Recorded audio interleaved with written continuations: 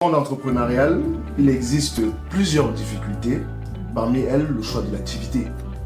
Quand on est un entrepreneur débutant, faut-il, dans le cadre d'une start-up, opter pour une activité innovante ou une activité classique? Plutôt classique. Alors c'est clair qu'en tant que start-up, on a pas mal de challenges à relever. C'est une réalité des start-up au quotidien. Généralement, c'est l'idée dans laquelle je dois me lancer.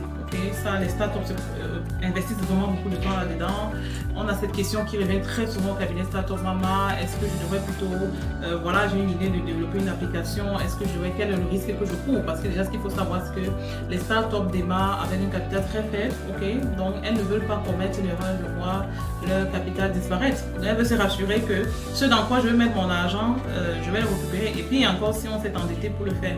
Alors, clairement, ce qu'il faut savoir pour voir ce choix, il faut déjà comprendre, c'est quelle est la différence, qu'est-ce que ça apporte, parce qu'il n'y a pas de modèle excellent, il n'y a pas de modèle parfait.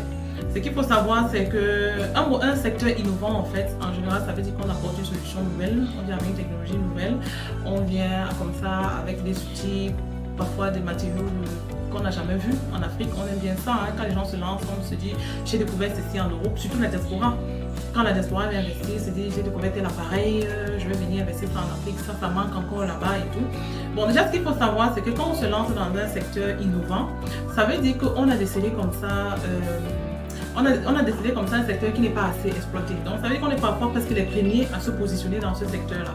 L'avantage, c'est que ça nous permet de gagner du terrain. La visibilité est assez facile parce qu'on n'est pas nombreux à proposer cela. Donc ça veut dire que pour scaler, ça devient vraiment beaucoup plus facile.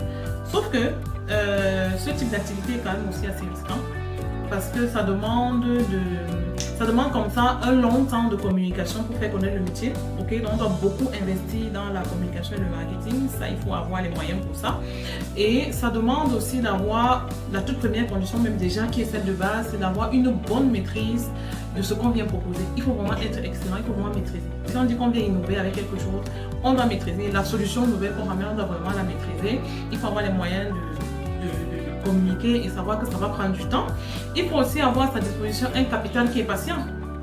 Parce que si on est en train de financer son projet avec un capital étranger, qu'on a pris à la banque, que ce soit à la banque, que ce soit dans une tontine, que ce soit chez un ami, qu'on sache que le temps de recouvrement sera quand même assez long, qu'on a le temps de faire attendre cette structure-là. Donc, aujourd'hui, se lancer dans l'innovation, vraiment, c'est prendre un risque assez élevé, mais ça permet aussi de scaler beaucoup plus rapidement.